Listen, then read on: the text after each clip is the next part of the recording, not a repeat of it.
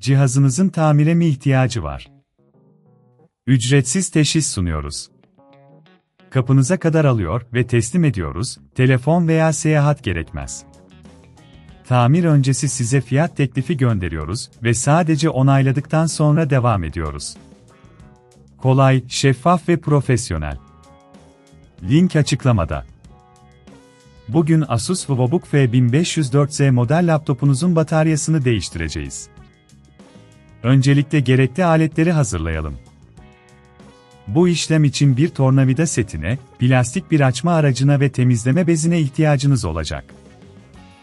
Birinci laptopu kapatma ilk olarak, laptopunuzu kapatın ve güç kaynağını çıkarın.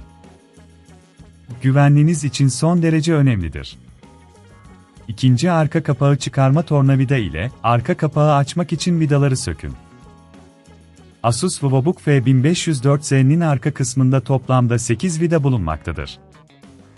Vidaları söktükten sonra, plastik açma aracını kullanarak arka kapağı dikkatlice çıkarın. Bu noktada, elinizi zarar görmemesi için dikkatli kullanmalısınız. Üçüncü bataryayı bulma arka kapağı çıkardığınızda, bataryayı açıkça göreceksiniz. Bataryanın üzerindeki bağlantıyı dikkatlice çıkarın. Bağlantıyı çıkarmak için iki yanındaki klipsleri yukarı doğru itin.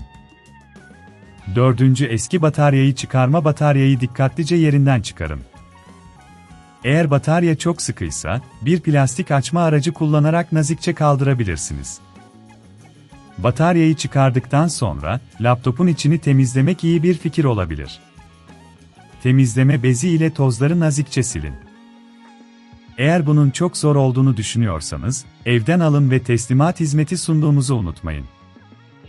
Profesyonel bir yardım almak isterseniz, zorunluluk olmadan profesyonel teşhis de sağlıyoruz. 5. Yeni bataryayı takma. Şimdi yeni bataryanızı alın ve yerine yerleştirin. Bağlantı noktasını dikkatlice yerine oturtun ve klipsleri geri itin. Yeni bataryanın doğru bir şekilde oturduğundan emin olun. 6. Arka kapağı kapatma. Bataryayı yerine taktıktan sonra arka kapağı tekrar kapatın. Vidaları dikkatlice yerlerine takın ve sağlam bir şekilde sıkın.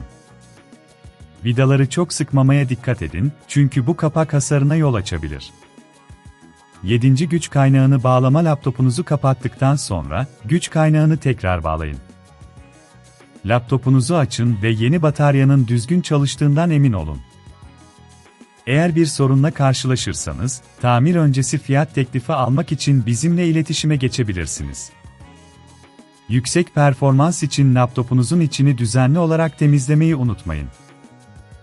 Bu işlem, bilgisayarınızın ömrünü uzatacak ve performansını artıracaktır.